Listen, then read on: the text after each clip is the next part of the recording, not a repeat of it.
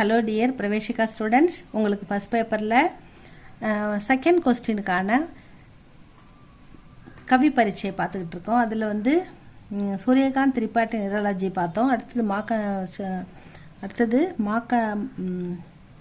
மைதிலி சரண் குப்தஜி பார்த்தோம். அடுத்தது இப்போ மாக்கன்லால் சதுர்வேதி, இந்த மூணாவது கவிஞர் இவரை பார்க்க போகிறோம். இந்த மூணுத்துலேருந்து கண்டிப்பாக உங்களுக்கு வந்துடும் ஸ்டூடெண்ட்ஸ். இந்த மூணுத்தை நல்லா படிச்சுக்கோங்க. இது உங்கள் ஃபஸ்ட்டு புக்கில், பிரவேஷிகா ஃபஸ்ட்டு புக்கில் பேஜ் நம்பர் 21 இருக்குது பாருங்கள். कवि परिचय दीजिए। माखनलाल चतुर्वेदी भारत के ख्याति प्राप्त कवि. மாக்கன்லால் சதுர்வேதி நம்ம பாரத நாட்டுடைய புகழ்பெற்ற கவிஞர், லேக்கக் எழுத்தாளர், அவர் பத்திரக்கார் சிறந்த பத்திரிகையாளராகவும் இருந்திருக்கிறார். ஆப்கி ரச்சனாயே அவருடைய படைப்புகள் அத்தியந்த் லோகப்பிரிய ஹுயி மக்களால் மிக மிக விரும்பப்பட்டவை. இவருடைய படைப்புகள் அனைத்தும் மக்களால் நேசிக்கப்பட்டவை அப்படின்னு சொல்லிட்டாங்க.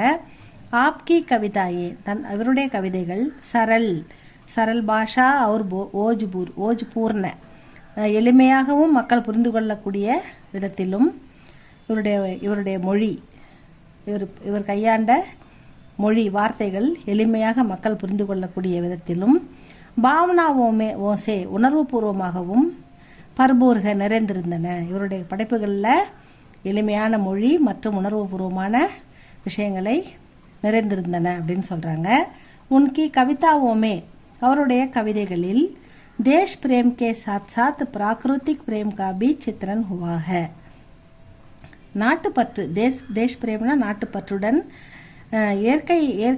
இயற்கையையும் வர்ணித்து எழுதியிருக்கிறார். இயற்கையின் அன்பு, அவர் இயற்கை மீது அவர் கொண்டிருந்த மாறாத பற்று, இயற்கையை அவர் நேசித்தது, அதை வர்ணித்து எழுதியிருக்காரு. இயற்கை மற்றும் தேசப்பற்று இரண்டும் அவருடைய கவிதைகளில் சித்திரன் ஹுவாக. இஸ்லியே வே சச்சே அர்த்தமே, இதனால் அவருடைய உண்மையான அர்த்தங்களால் ஒரு யுகச்சாரன், ஒரு புதிய சகாப்தத்தை மானே ஜாத்தேகம் உருவாக்கினார் அப்படின்னு சொல்கிறாங்க. தேஷ் பக்தி பிரகிருதி வர்ணன், அதாவது நாட்டுப்பற்று மற்றும் இயற்கையின் அன்பு, இயற்கை வர்ணித்து எழுதியிருப்பது. ஆதி சாகித்ய மானவ் கே விபின்ன பக்ஷோं को इनकी कविताओं में போன்ற தனித்துவமான பலவிதமான கருத்துக்களை இவருடைய இவருடைய கவிதைகளில் ஹம் தேக் சக்தே ஹேன் நாம் பார்க்க முடியும் அப்படின்னு சொல்கிறாங்க. आप सन 1943 में हिंदी साहित्य सम्मेलन के अध्यक्ष बने. அதாவது 1943 கிறிஸ்து பிறப்பதற்கு பின்பு அப்படின்னு போட்டா 1943ல் ஹிந்தி சாகித்ய சம்மேளன் அப்படின்ற ஒரு இயக்கத்துக்கு தலைவராக, அத்தியக்ஷன்னா தலைவராக இருந்திருக்கிறார். இந்தி சாகித்ய சம்மேளனுடைய தலைவராக பணியாற்றியிருக்கிறார். சாகர் விஸ்வவித்யாலய், சாகர் யூனிவர்சிட்டி நே இன்ஹே இவருக்கு டி லிட் கி உபாதி, டி லிட் அப்படின்ற பட்டத்தை அளித்திருக்கிறது.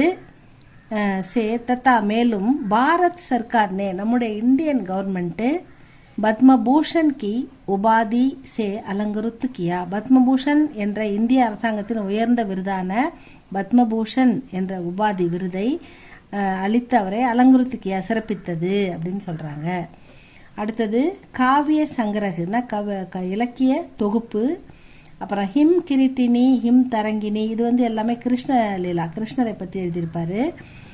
நிபந்த சங்கரகு அப்படின்னா கட்டுரை தொகுப்புகள், அதுவும் எழுதியிருக்காரு. கட்டுரையும் தொகுத்து வழங்கியிருக்காரு. அமீர் இராதே கரீப் இராதேன்ற கதைகளையும் எழுதியிருக்காரு. ரங்கோங்கி ஹோலி அப்படின்ற ஹோலியை பற்றி எழுதியிருக்காரு கதை. ஆப்னே பிரபா நாமக் பத்திரிகா கா, பிரபா என்ற பெயருடைய ஒரு பத்திரிகையும் சம்பாதன் அதை தொகுத்து வழங்கும் காரியத்தையும் செய்திருக்கிறார் அப்படின்னு சொல்கிறாங்க. இவ்வளோதான் மாக்கன்லால் சதுர்வேதி ஸ்டூடெண்ட்ஸ். இவரை பற்றி நல்லா படித்து எழுதி பாருங்கள். இவருடைய படைப்புகளில் ஈஸியாக தான் இருக்கும். இது உங்களுக்கு பிடிச்சிருந்தா லைக் பண்ணுங்கள், சப்ஸ்கிரைப் பண்ணுங்கள் students. Thank you for watching.